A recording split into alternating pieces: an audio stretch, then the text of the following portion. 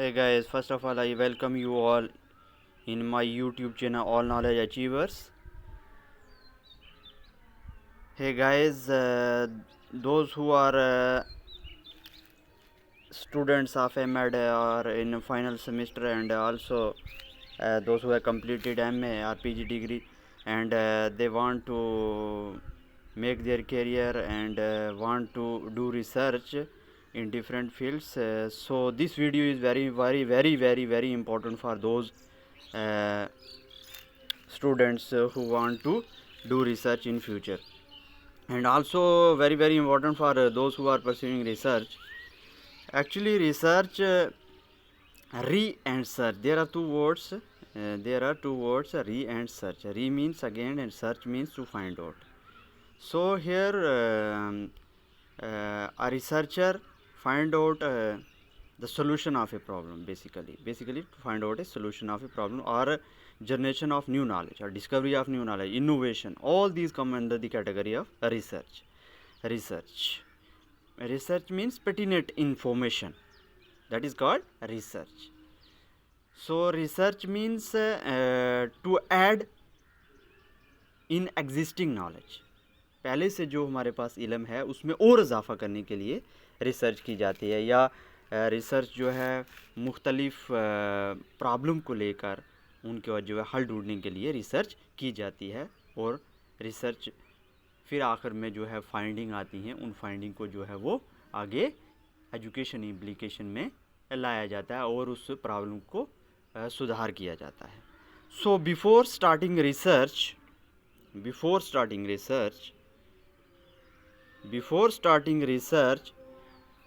what we should do, decide the tentative area of research. यानी कि research हमारी का जो हमारी तहकीक होगी उसका एरिया क्या होगा. That is very important. Which area you want to take and which variable you want to take, that is very important. So those variables should be taken which have the deep knowledge, which have clear understanding by the researcher को पूरी उसके variable के बारे में जो है वो जानकारी होनी चाहिए, ताकि वो आगे चल के फ्यूचर में उसको रिसर्च में कोई प्रॉब्लम ना आए. उसके बाद है यूर फेवरेट और स्पेशलाइजेशन एरिया. वही जो आपका फेवरेट एरिया है, स्पेशलाइजेशन है, उसमें आप रिसर्च कर सकते हैं. बहुत सारे हमारे पास जो हैं वो सब्जेक्ट्स हैं. यहाँ पे जो है बहुत सारे सब्जेक्ट हैं जिसमें आप रिसर्च कर सकते हैं. फाइनेंस है, marketing, human resource, other any other sub theme related to these areas. Economics में कर से, एजुकेशन में, पॉलिटिकल साइंस में. यानी कि कोई भी सब्जेक्ट ऐसा आज की डेट में खाली नहीं है जिसमें रिसर्च नहीं होती है. हर सब्जेक्ट की नॉलेज को जो है वो ऐड करने के लिए, उसमें उसकी जो प्रॉब्लम को उनको सॉल्व करने के लिए रिसर्च की जाती है.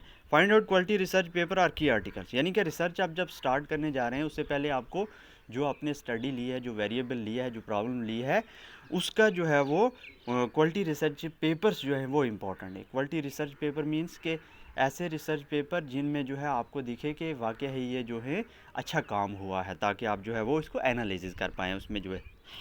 उसके बाद हमारे पास आ जाता है व्हाट इज़ नीड ऑफ की आर्टिकल्स. बेसिकली आर्टिकल्स की नीड क्या है, क्यों जो है हम जो है वो आर्टिकल पढ़ते हैं, इनका क्या रोल है हमारी रिसर्च के अंदर, इसका क्या रोल है.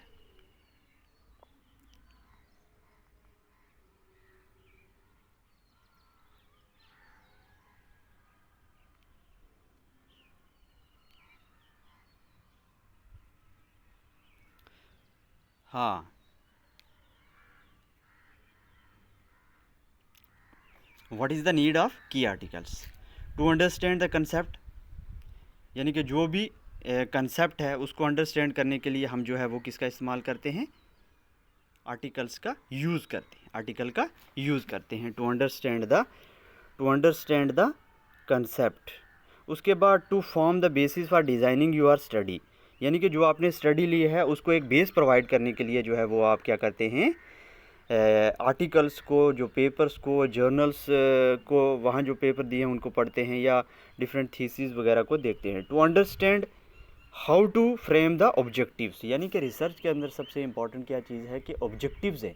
यानी कि एक बार अगर आपने ऑब्जेक्टिव अच्छे तरीके से बना लिए तो वो कहीं ना कहीं आपकी रिसर्च को बेस प्रोवाइड करते हैं, उसी के अकॉर्डिंगली फिर जो है अपनी रिसर्च को आप आगे बढ़ाते हैं। उसके बाद हमारे पास आ जाता है to understand the variable to be selected, यानी कौन कौन से वेरिएबल पे स्टडी हो चुकी है और कैसे स्टडी की गई है, उस तरीके से वो भी आपको यहाँ पे हेल्प करते हैं ये जो रिसर्च या आर्टिकल्स जो पढ़ते हैं आप। To know how to formulate hypothesis, basically hypothesis यानी कि आप जो है टेंटेटिव सोल्यूशन किसी प्रॉब्लम की जो है वो ढूंढते हैं। तो ये कहीं ना कहीं आपको जो है आर्टिकल्स, जो जर्नल्स हैं या जो भी आपको लिटरेचर है वो अवेलेबल लिटरेचर है वो आपकी हेल्प करता है hypothesis. To know the sources of data, sources of data क्या होगा, उसके लिए आपको जो है हेल्प करता है। To know the tool to be use for data collection, यानी कि डेटा कलेक्शन के लिए कौन से टूल जो है वैलिड रहेंगे जो आपकी स्टडी में हेल्प कर सकते हैं। To decide the sample size, यानी कि अप्रोप्रिएट सैम्पल क्या होगा, किस तरीके से आप जो है सैम्पल सेलेक्ट करेंगे वो भी इंपॉर्टेंट रहता है, वो भी आपको एक किस्म की जानकारी यहाँ से जर्नल या आर्टिकल से मिल जाती है। उसके बाद to determine the sampling method, sampling method आपको जो है वो क्या होगा, किस तरीके से आप जो है वो सैम्पल सेलेक्ट करेंगे, कौन सी टेक्निक इस्तेमाल करेंगे, यानी कि कौन से, चाहे आप जो है वो रैंडम सैम्पलिंग इस्तेमाल करें, नॉन रैंडम सैम्पलिंग उसमें जैसे उसमें सिंपल रैंडम इस्तेमाल करेंगे, स्ट्रैटिफाइड इस्तेमाल करेंगे, सिस्टमेटिक इस्तेमाल करेंगे, या फिर आप नॉन रैंडम सैम्पलिंग में कोटा सैम्पलिंग इस्तेमाल करेंगे, या जो है आपको जो है वो क्या करेंगे, आप स्नोबॉल सैम्पलिंग का इस्तेमाल करेंगे। वो आप इनको देखने को मिल सकती है आपको जो है आर्टिकल से या जर्नल से, जो आपको आगे चलकर अपने रिसर्च में काफ़ी हेल्प करेगी। उसके बाद to select the appropriate tool for analysis, यानी कि कौन से टूल जो है उनमें ऑलरेडी इस्तेमाल हो चुके हैं जो आपको आपकी स्टडी में भी हेल्प करेंगे, आपकी जो डेटा कलेक्ट करके आप जो है उसके बाद जो है उसको एनालाइज कर सकते हैं उन टूल्स के ज़रिए। ठीक है, उसके बाद हमारे पास फाइनेंस आ जाता है, यानी कि finance is also very very important. Those who are doing research are want to do research in future, those who have the this aims and to do research. ठीक है नहीं, उसके लिए प्रॉफिटेबिलिटी होनी चाहिए। उसके बाद लिक्विडिटी, उसके बाद आगे आपका फाइनेंशियल परफॉर्मेंस देखी जाए, working capital management, financial health में आप जो है रिसर्च कर सकते हैं, कैपिटल स्ट्रक्चर में, उसके बाद शेयरिंग, प्राइस बिहेवियर, यानी कि डिफरेंट सब्जेक्ट का यहाँ बताया गया है कि आप किस किस एरिया में कौन सा सब्जेक्ट में रिसर्च कर सकते हैं। उसके बाद हमारे पास फिर आ जाता है कि बहुत ही इम्पोर्टेंट यहाँ पे आ जाता है हमारे पास फाइनेंस, जो अभी हम बात कर रहे थे पहले। यहाँ पे जो है फाइनेंस का आप जो है वो रहता है कि आप कितना पैसा आपके पास है, क्या आप जो है रिसर्च ऐसा रिसर्च ले लें जिसमें बहुत ज़्यादा आपको बजट की ज़रूरत हो। So keeping in view finance में जो है वो आप डिफरेंट टॉपिक्स पे जो है वो रिसर्च कर सकते हैं, जिसमें आप स्पेसिफाइड इंडस्ट्री आगे, स्पेसिफाइड कंपनीज़ के बारे में, स्पेसिफाइड पीरियड ऑफ स्टडी, इन चीज़ों पे आप जो है वो कर सकते हैं रिसर्च। उसके बाद मार्केटिंग में आप जो है वो बहुत सारे एरियाज़ को लेकर रिसर्च कर सकते हैं, कंज्यूमर बिहेवियर पे कर सकते हैं। उसके बाद brand preference, brand loyalty, consumer satisfaction, इस पे आप जो है रिसर्च कर सकते हैं। उसके बाद हमारे पास मार्केटिंग आ गई, मार्केटिंग में आप जो है वो रिसर्च डिफरेंट टॉपिक्स के ऊपर कर सकते हैं, जैसे स्पेसिफाई प्रोडक्ट, ब्रांड आ गया, उसके बाद स्पेसिफाई मैन्युफैक्चर। उसके बाद हमारे पास जो है वो ह्यूमन रिसोर्स में भी आप जो है वो रिसर्च कर सकते हैं। जॉब सेटिस्फेक्शन आ गया, उसमें एम्प्लॉई एंगेजमेंट आ गया, ऑर्गेनाइजेशन कमिटमेंट आ गया। उसके बाद परफॉर्मेंस पे कर सकते हैं, ऑक्यूपेशनल स्ट्रेस पे कर सकते हैं, आप जो है एम्प्लॉई ब्रांडिंग पे कर सकते हैं। उसके बाद हमारे पास और बहुत सारे स्पेसिफाइड इंडस्ट्री, उसके बाद स्पेसिफाइड कंपनी आर, इस तरीके से आप जो है इन एरियाज़ में रिसर्च करते हैं। उसके बाद एजुकेशन में आप रिसर्च कर सकते हैं, जिसमें आप डिफरेंट वेरिएबल ले सकते हैं, आप एकेडमिक स्ट्रेस पे कर सकते हैं, सेल्फ एफिकेसी, सेल्फ कंसेप्ट पे कर सकते हैं। उसके बाद जो है आप जो है वो इमोशनल कॉम्पिटेंस पे कर सकते हैं। So there are number of variable in education. So education is a vast field, इसमें जो है डिफरेंट आप जो है सोशोलॉजी ऑफ एजुकेशन में उसमें डिफरेंट वेरिएबल ले सकते हैं। उसके बाद जो है आप फिलासफिकल एरिया ले सकते हैं, जिसमें आप डिफरेंट थिंकर्स के एजुकेशनल थॉट्स को जो है कंपेयर कर सकते हैं, कंपैरेटिव स्टडी ले सकते हैं, वहाँ पे उनके एजुकेशनल इम्प्लीकेशन क्या है, रेलिवेंस क्या है, वो कर सकते हैं। उसके बाद जो है आप साइकोलॉजी के वेरिएबल्स जो अभी बताए वो लेकर आप जो है वो स्टडी अपनी रिसर्च में वो कर सकते हैं, और उसका रिलेशन आप एकेडमिक अचीवमेंट में देख सकते हैं, एकेडमिक परफॉर्मेंस में देख सकते हैं, या एक्सपेरिमेंटल स्टडी आप कर सकते हैं, इफेक्ट देख सकते हैं एकेडमिक अचीवमेंट पे डिफरेंट वेरिएबल्स के। तो पॉलिटिकल साइंस में भी इसी तरीके से बहुत सारे जो है हमारे पास एरियाज़ हैं, इंटरनेशनल पॉलिटिक्स है, कंपैरिजन कर सकते हैं एक कंट्री का दूसरी कंट्री के साथ, पॉलिटिकल थॉट्स। तो इस तरीके से बहुत सारे जो उर्दू में तो आज कोई भी जो सब्जेक्ट है वो खाली नहीं है जो कि जहाँ जिसमें रिसर्च ना हो। ठीक है, अब हम बात करेंगे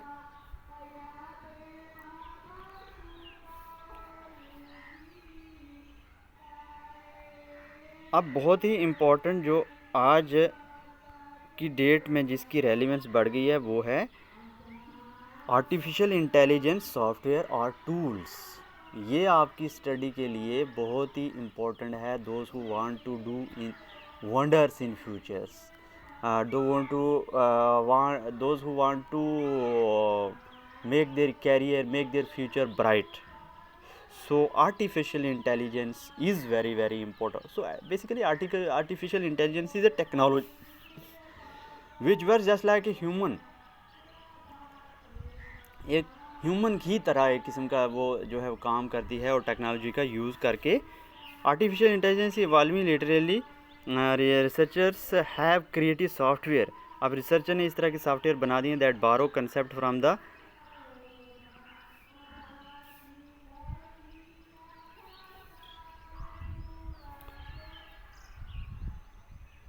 borrowed concept from the Darwinian evolution, including survival of the fittest, to build artificial intelligence program that improve generation after generation without human input। तो इस तरीके से जो है वो बहुत सारी इम्प्रूवमेंट आ गई है आर्टिफिशियल इंटेलिजेंस सॉफ्टवेयर की वजह से। The program replicated decades of artificial intelligence research in a matter of days, and its designers think that one day it could discover new approaches to artificial intelligence। यानी कि artificial intelligence को इस्तेमाल करके आप बहुत सारा टाइम सेव कर सकते हैं। यानी कि अगर आप जो है कोई पेपर पढ़ रहे हैं, जो आर्टिकल पढ़ रहे हैं, तो काफ़ी आपको टाइम लग रहा है, उसमें बहुत टाइम उसमें जो है वो आपका जो है कंज्यूम हो रहा है। तो आर्टिफिशियल इंटेलिजेंस टूल्स को यूज़ करके, सॉफ्टवेयर को यूज़ करके जो है आप जो है वो बहुत कम टाइम में जो है किसी पेपर का देख सकते हैं कि एक्चुअली उसमें वो कहना क्या चाह रहा है, यानी कि उसकी समरी देख सकते हैं, उसका आप जो है वो क्रक्स देख सकते हैं। So artificial intelligence software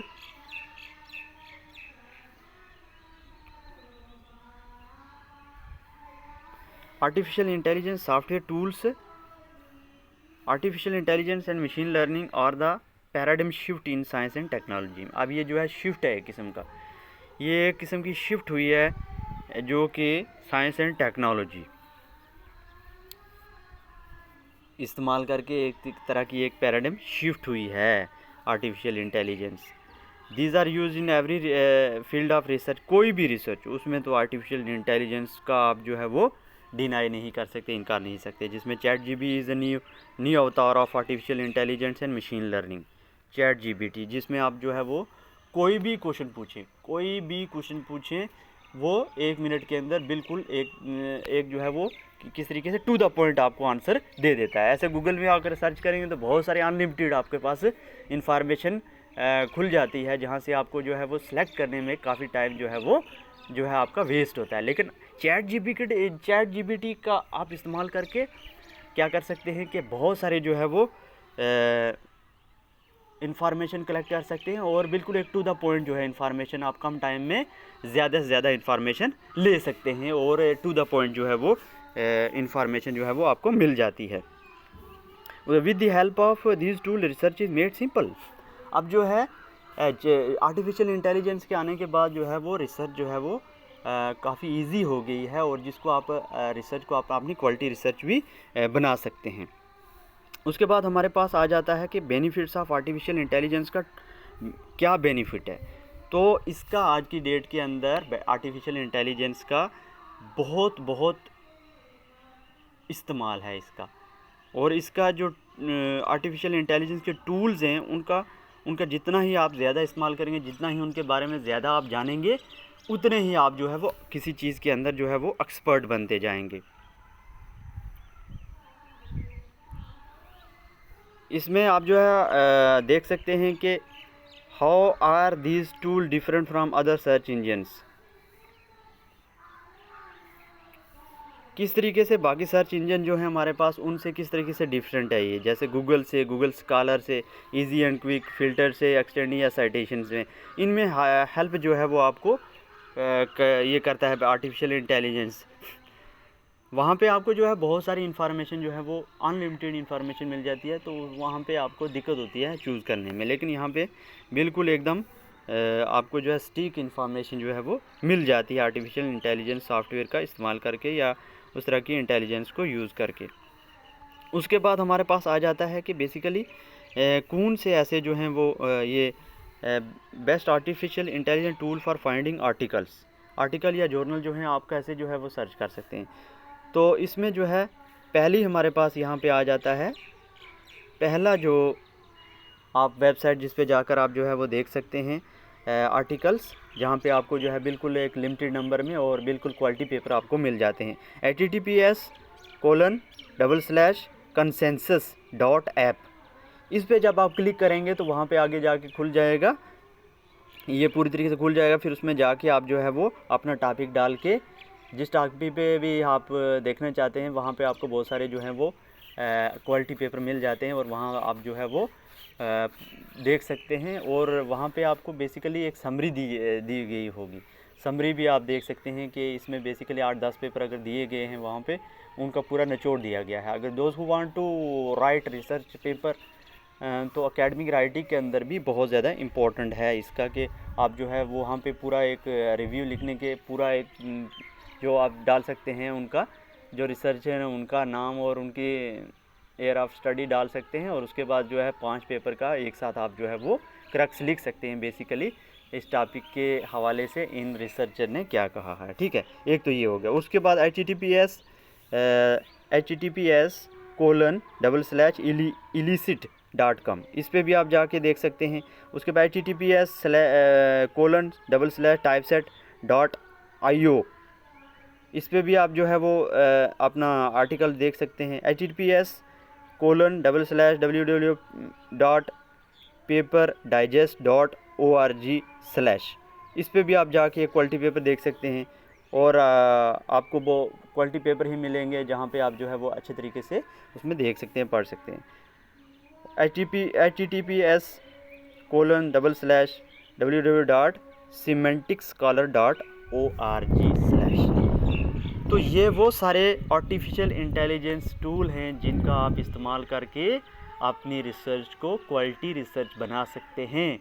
और ये टूल्स आर्टिफिशियल इंटेलिजेंस टूल जो है आपका बहुत ज़्यादा टाइम बचाएंगे। अगर आप पूरा एक पेपर या 10 पेपर पढ़ने बैठ जाओगे तो आपको कम से कम 5 डेज़ मिनिमम लग जाएंगे।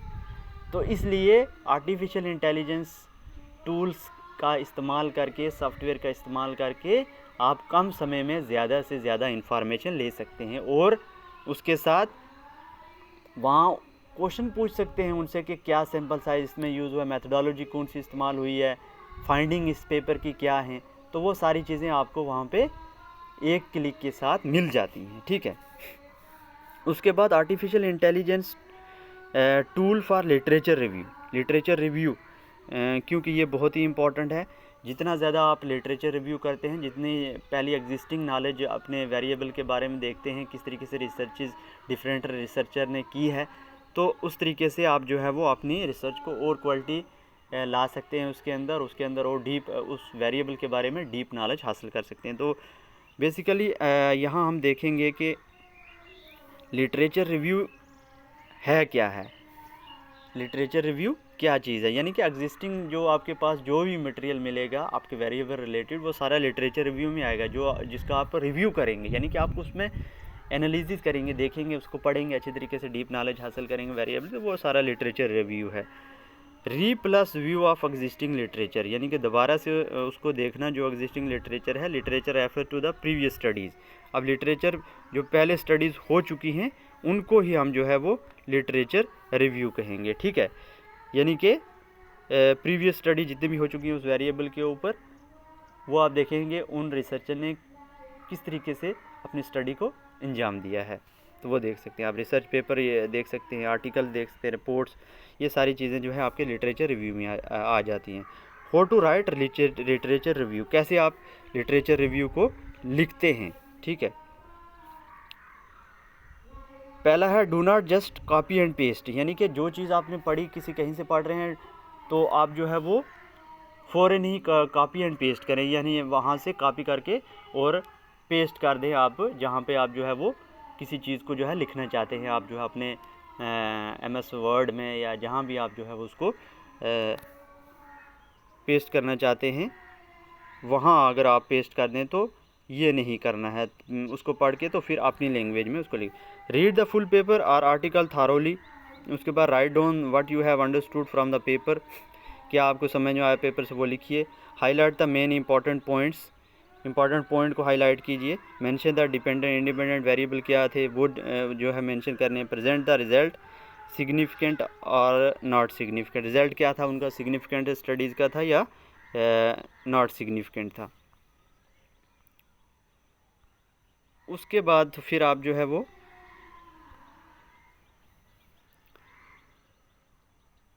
ये देख सकते हैं आप, हम लिटरेचर रिव्यू के बारे में ही देख सकते हैं। Divide the literature review into different section के अंदर जो है डिवाइड कर सकते हैं। अच्छा, based on the country of study, Indian और अब्रॉड, ठीक है नहीं, कौन सी आप जो है जो लिटरेचर रिव्यू किया, इंडियन रिसर्चर कौन से हैं, फॉरेन रिसर्चर कौन से हैं, वो एक तरीके से अलग जो है वो कर सकते हैं आप। बेस्ड ऑन द कंसेप्ट के ऊपर देख सकते हैं, बेस्ड ऑन द ऑब्जेक्टिव के ऊपर देख सकते हैं। Literature should be present in chronological order for each section, chronological यानी कि बिल्कुल एक तरतीब के साथ जो है वो लिटरेचर रिव्यू को आप जो है वो उसको राइट करें, लिखेंगे। अच्छा, recent literature alone is expected, recent literature alone is expected, ठीक है। तो रिसेंट जो है जितना भी आप फोकस करेंगे लिटरेचर रिव्यू पे वो बहुत ज़्यादा इंपॉर्टेंट रहेगा। How to write literature review, फिर अगेन हम देखते हैं, start with author name, author name पहले लिखना है। उसके बाद फिर need not write the title of the paper in literature, यानी कि आप लिटरेचर रिव्यू में आप जो है टाइटल डालने की ज़रूरत आपको नहीं। It shall be given in the reference section, reference section में आप दे सकते हैं टाइटल, क्योंकि वहाँ पे पूरा आप APS स्टाइल को APS स्टाइल को जो है वो बुनियाद बनाकर आप जो है वो रेफरेंस देते हैं, तो वहाँ पे टाइटल की ज़रूरत पड़ती है। लेकिन आप जब रिव्यू करते हैं, रिव्यू के अंदर आपको टाइटल देने की ज़रूरत नहीं है। उसके बाद रेफरेंस में भी given as a foot note और एंड नोट, यानी कि फुट नोट या हर पेज के या टेबल के एंड पे जो है दिया जाता है, वहाँ पे आप दे सकते हैं। या foot note is given at the end of each page, her page के एंड पे जो है वो आप बेसिकली इसका दे सकते हैं।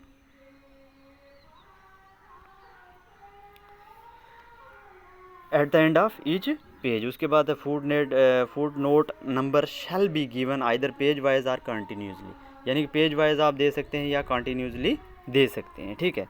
उसके बाद जो है if you super subscribe the number with the author name of each literature then foot note और and note should be given in that order only. If no serial number is given for the literature the reference should be given in alphabetical order में आप दे सकते हैं। 5 to 70 literature are enough, यानी कि कोई भी अगर वेरिएबल लिया है और उस पर आप जो है वो लिटरेचर रिव्यू करना चाहते हैं, तो आप जो है लगभग 60 to 70 जो लिटरेचर रिव्यू हैं, रिसर्चर्स के फाइंडिंग हैं, उनकी वेरिएबल्स वगैरह हैं, वो आप जो है वो अपनी स्टडी के अंदर इंक्लूड कर सकते हैं। Each literature shall be written in separate paragraph containing 6 to 8 lines. अब जो है कोई भी पैराग्राफ जो है वो आप जो है एक सेपरेट पैराग्राफ में आप लिख सकते हैं। स्टडी पूरे उसका जो पेपर पढ़ा आपने 6 to 8 लाइन में आपको कंक्लूड करना होगा। Do not stretch for a large paragraph और फुल पेज, यानी कि एक ही पेपर के ऊपर आप एक पूरा पेज नहीं लिखेंगे या फुल पेज नहीं लिखेंगे। उसमें से जो मेन चीज़ें हैं, जो इम्पोर्टेंट चीज़ें हैं वो आप लिखेंगे इसके ऊपर। और कोई पेपर के लिए आप कोई पेपर लिखने जा रहे हैं तो उसके लिए क्या गाइडलाइंस है, कैसे आप जो है पेपर को क्वालिटी पेपर बना सकते हैं। You can write more literature bye compressing them into few words, यानी कि बहुत सारे पेपर, जैसे मैंने बताया आपको कि आप जब इन आर्टिफिशियल टूल्स का इस्तेमाल करके आप जो है वो पेपर देखते हैं तो वहाँ पे एक 5-10 पेपर का आपको एक पैराग्राफ मिल जाता है। तो उस पैराग्राफ को जो है आप जो है अपनी लैंग्वेज में लिख सकते हैं और उनका हवाला दे सकते हैं। तो वहाँ पे आपको सेपरेटली हर किसी का एक पैराग्राफ डालने की पेपर में ज़रूरत नहीं है। Based on independent variable which influence the dependent variable significantly. Based on the independent variable, we do not influence the dependent variable significantly. Write literature in a paragraph for each concept separately. Concept के लिए आप जो है वो जो चीज़ देखी उसमें जो है आप डाल सकते हैं और इन टेक्स्ट साइटेशन दे सकते हैं। अब बहुत सारी डिफ़िकल्टी जो हैं वो आती हैं हमारे पास यहाँ पे लिटरेचर रिव्यू करने में। I am unable to read the entire paper, I am unable to read the entire paper, I am unable to understand what should be present in literature review, I do not know how to divide the literature on the basis of concept, what should be given in the reference section, how many references are to be given। तो इन सारी चीज़ों को हम discuss कर चुके हैं कि इनमें क्या क्या चीज़ें आपको डालनी होती हैं और इन प्रॉब्लम्स को कैसे जो है वो सॉल्व किया जाता है through artificial intelligence tools.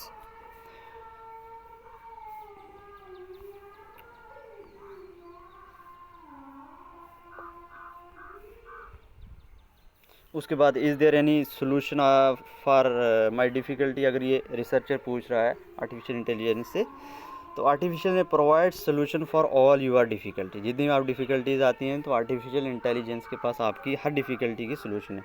Artificial intelligence take every little time to read full paper. बहुत कम टाइम जो है आर्टिफिशियल इंटेलिजेंस लेती है और फिर उसके बाद जो आपको पूरा उसका क्रक्स जो है पेपर का बता देता है। ठीक है, आर्टिफिशियल इंटेलिजेंस। उसके बाद artificial intelligence combine the literature and provide a summary of paper in a paragraph में जो है वो प्रोवाइड करता है।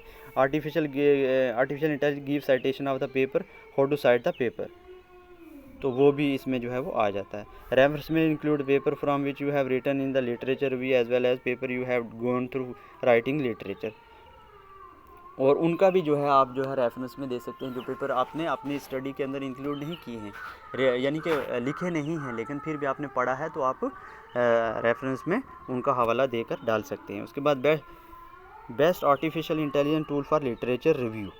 लिटरेचर रिव्यू के लिए कौन से टूल्स जो हैं सबसे ज़्यादा इंपॉर्टेंट है, तो मैंने बताया पहले भी हम डिस्कस कर चुके हैं। कंसेंसस ऐप से जो है देख सकते हैं आप जो है वो इलिसिट बहुत ही इंपॉर्टेंट है। उसके बाद टाइप सेट जो है वो इंपॉर्टेंट है। उसके बाद जो है वो सीमेंटिंग स्कॉलर।